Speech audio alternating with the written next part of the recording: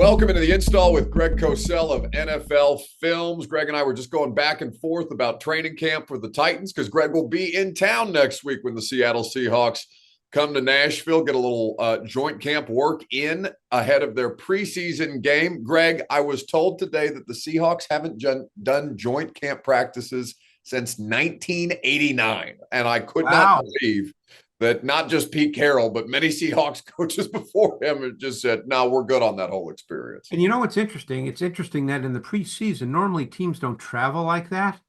And I guess two teams are traveling because the Niners game this weekend is in Tennessee, right? Yeah, yeah. Yeah. So, and then of course the Seahawks are coming east. So two teams are coming east, which you normally do not see in the preseason that much travel.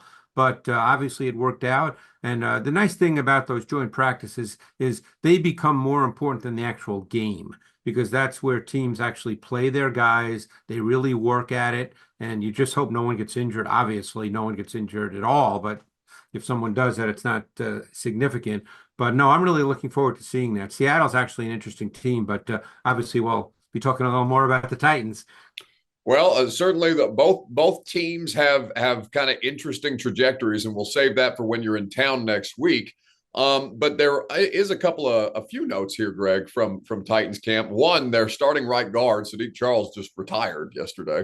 Decided that he wasn't down for football anymore, and I did so not. Wow, that's interesting. I did not see that, and that's going to be interesting now who the right guard is because he actually had some talent, and as you said, starting right guard, and we had talked about that, Buck, that he would likely be the starter. hmm So Dylan Radens, who continues to be a presence on this roster and has gotten opportunities before, right now he will benefit most from those opportunities ahead. And then they signed Quandre Diggs to come in and play safety. Certainly, they've been in need of safety help, and we knew that the Jamal Adams signing would not be the solution ultimately, if a more a situational player. Quandre Diggs, a really solid player, going back to not just his most recent stop in Seattle, but where he was drafted in Detroit. Really liked talking to him for the first time today, Greg. But what does the player?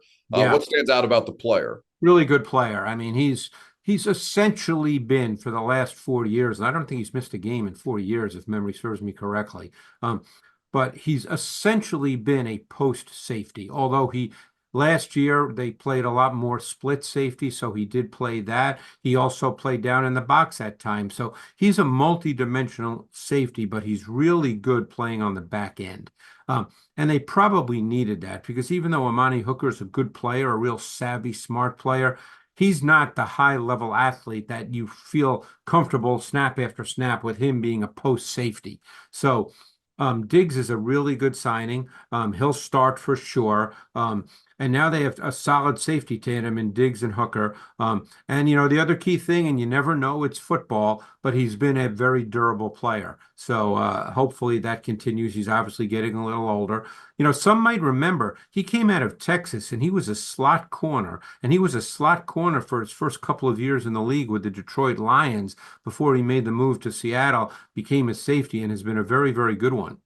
Yeah, absolutely. Certainly has been adept at helping create turnovers within that scheme. Obviously, he reunites with Jamal Adams, who he knows very well. Apparently, they had been in contact every day because the Titans have been trying to get this deal done for the better part of 2 weeks. So nice to have some some clarity at safety. The pending Arden Key suspension will definitely Yeah. impact their edge group, but we will wait to talk about that until we have a little more clarity on that particular situation. We'll continue our team previews in the meantime, Greg. Put a bow on the NFC East here with the New York Giants, who, when they're not getting fined $200,000 for joint training camp fights with the Lions, the way that's been going on this week, they certainly have an I don't want to call them an odd collection of skill position players in this offense, Greg, but they do seem to have a type with Brian Daboll. And I guess before we talk about the skill players in the offense, what do I make, or what do you make of Daniel Jones at this point in his career coming off the injury?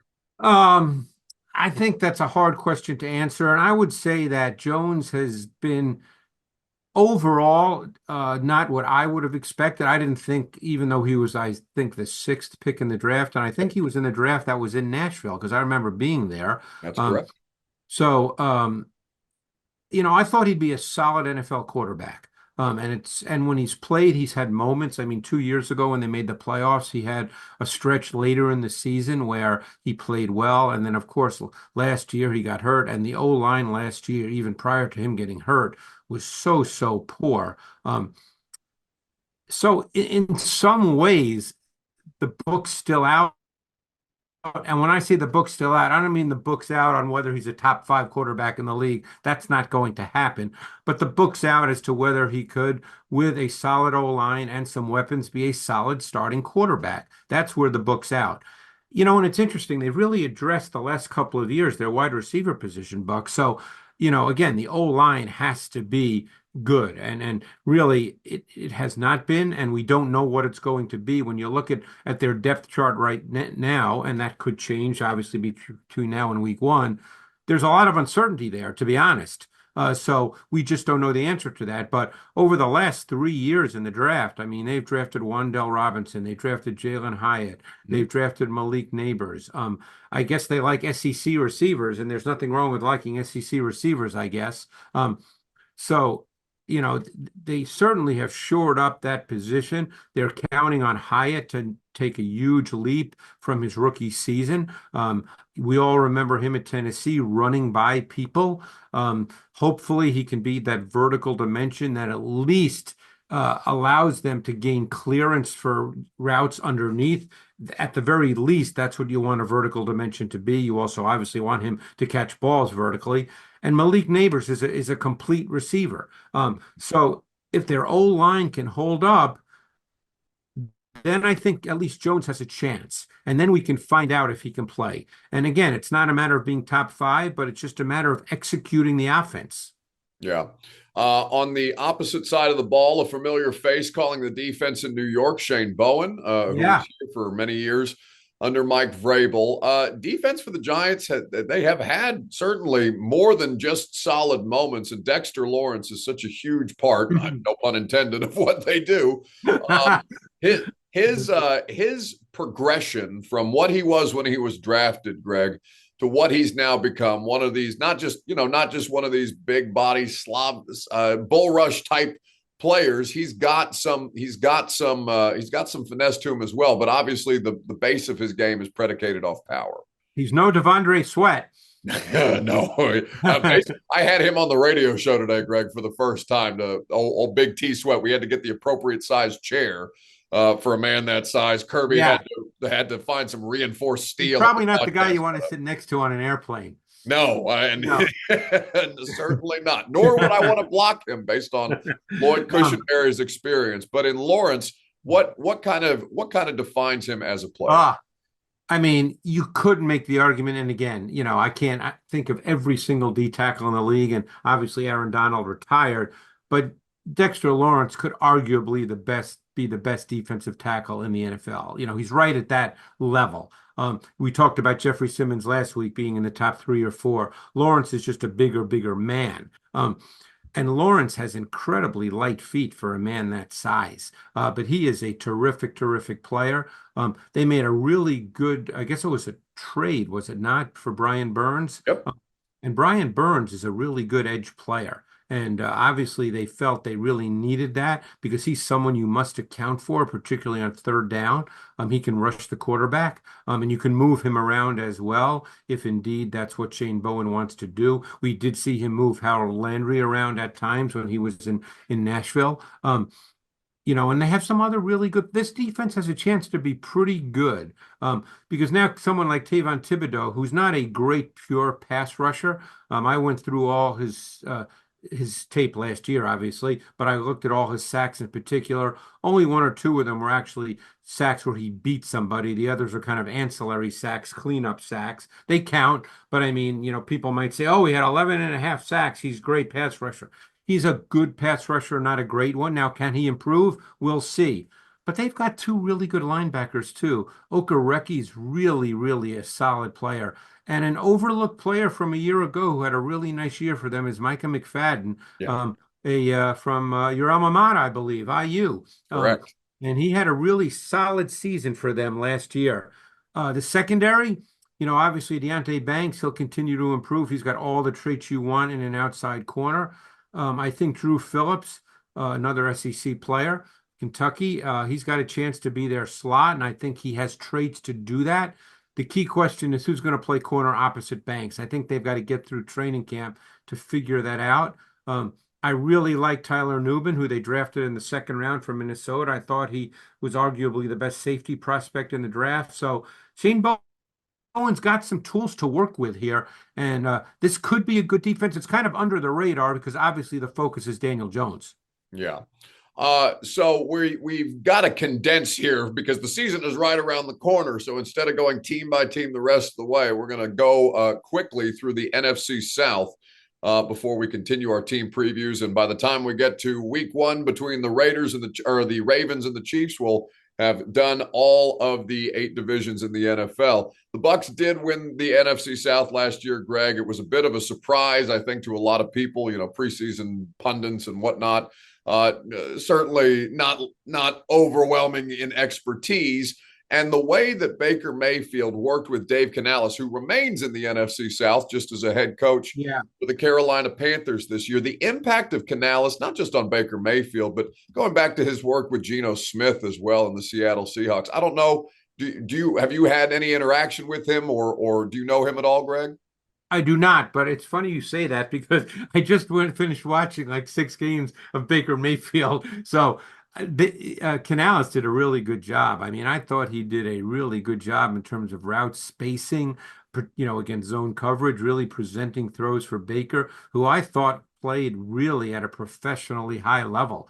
And they've got talent. They've got a good old line. Tristan Wirfs, we always talk about what's the litmus test for offensive tackles in the NFL to be able to pass protect one-on-one in third down and long yardage situations. And man, he can do that. And they've got weapons. I mean, Mike Evans is still good. Godwin, Jalen McMillan is someone to keep an eye on, the third-round pick out of Washington, who, by the way, last summer, and I'm not the only one who thought this, last summer, before this past 2023 season, there were many, including myself, who thought he was right there with Odunze, that he was the same level of prospect, and then he got hurt this year. So it wouldn't surprise me if he ends up being their third receiver. Felt like a little bit of a lost season for Bryce Young in Carolina, who will now be the beneficiary of Dave Canales' help. They did make a handful of roster moves trying to bolster their offensive line. They did add Deontay Johnson from the Pittsburgh Steelers as well to help with that wide receiver core. What about Canales' system? I know we're talking about different personnel now from Tampa to Carolina, but where do you think we will see the dividends of Dave Canales for Bryce Young? Well, let me answer that in 2 ways. Sure. First way is what they did at the guard position in free agency. Damian Lewis and Robert Hunt, and they paid Robert Hunt a ton of money. And the reason that's so important is because of Bryce Young. Bryce Young is a shorter quarterback, and he does not have a big arm. So what do you need to do? You need to control the depth of the pocket. The interior of your O-line controls the depth of your pocket. And what that means is you need your quarterback to be able to step up and to see. And that's why those 2 signings were critical. And the other point I just made about Canales regarding Baker Mayfield was he did such a good job with designing the route concepts to present clean, defined throws. That's absolutely critical for Bryce Young because even though he's not a bad athlete, he's not a special athlete, and you don't want him to have to make his living trying to move around, or he's not the kind of quarterback, which, by the way, Baker Mayfield is. Bryce Young cannot sit on his back foot late in the down and drive the football. Baker Mayfield can. So it needs to be really well schemed and well designed so that Young can see it, quickly and get the ball ideally to the first read, which is what every coach wants to do anyway. It doesn't always work that way, obviously, but that's the plan. One of their big ticket items in free agency was Titans legend Jadeveon Clowney, Greg. And I don't want to be dismissive of Clowney because what he did in the Baltimore system last year was, of course, excellent.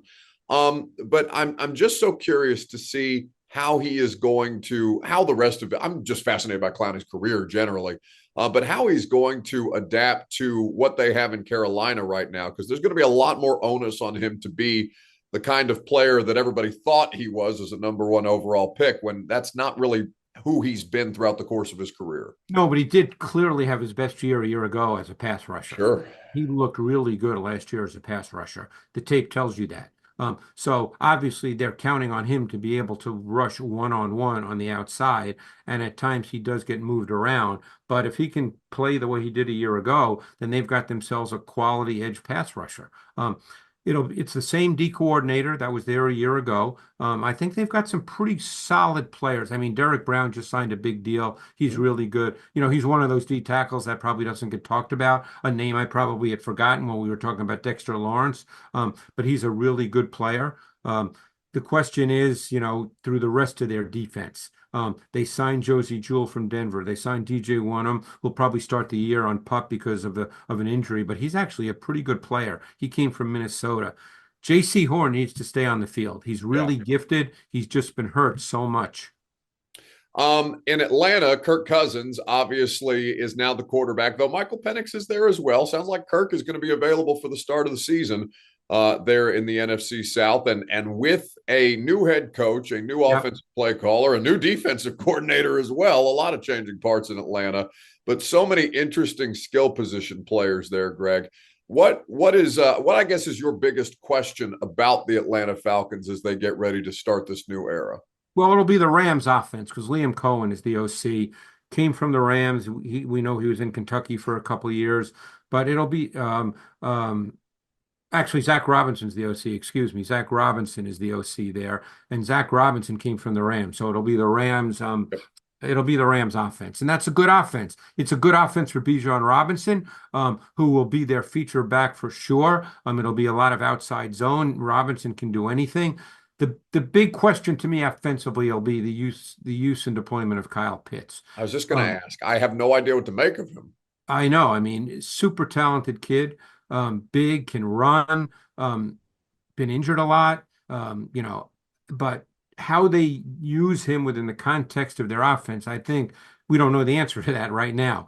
But as I said, with Zach Robinson there coming from the Rams, first time as an offensive coordinator, a young guy. Some might remember him as a quarterback. I think he was at Oklahoma State. It'll be interesting to see. They've actually got a good O-line. That's something,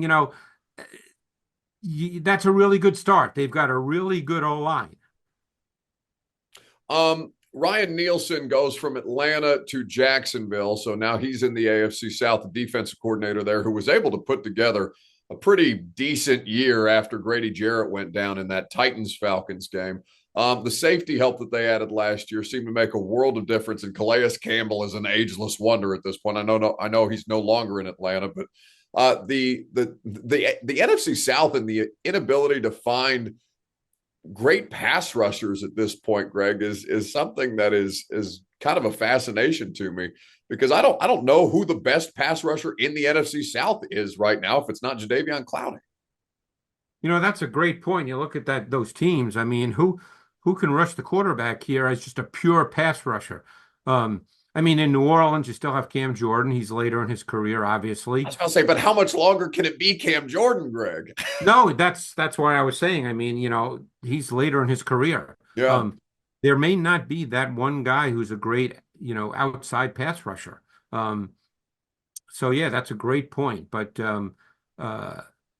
we'll see. We'll see. I mean, that's sometimes guys do show up, once the season starts, guys we don't expect.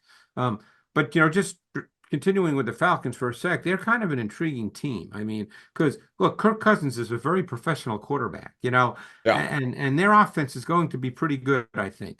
Defensively, I think they've got some questions. And look, Jimmy Lake, who's been around the college game for a long, long time, was a great DBs coach and D coordinator at Washington, then got the head job. It didn't work out. I'm talking about the University of Washington, not the Washington Commanders. So we'll see. I mean, AJ he's a really good corner. So, but again, you're right. They do not really have an edge rusher.